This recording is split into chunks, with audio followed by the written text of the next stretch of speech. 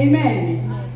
Bwana Yesu asifiwe sana. Amina. Walikuwa wananyosha kamba, alafu ile kamba ndio kama mtu analima anafuata ule mnyororo wa kamba, na kama kuna mtu anatumia plau, maana anafuata ule mnyororo na plau. Amen. Amen.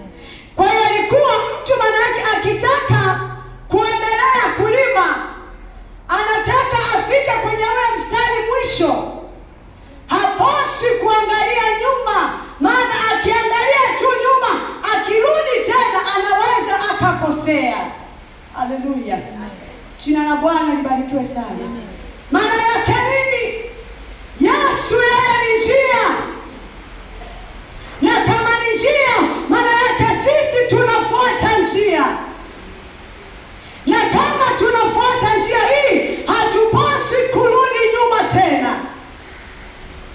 Maana yake tukiangalia nyuma au tukirudi nyuma, hatuwezi kufaa, hatuwezi kufaa, hatuwezi kufaa katika ufalme wa Mungu aliye hai.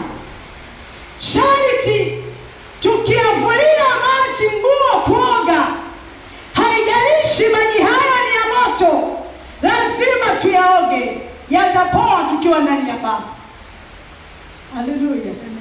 Haleluya. Amina. Hata kama umevua unataka kuoga, maji ni ya baridi, yatapata moto ndani ya mwili maadamu umevua nini? Nguo.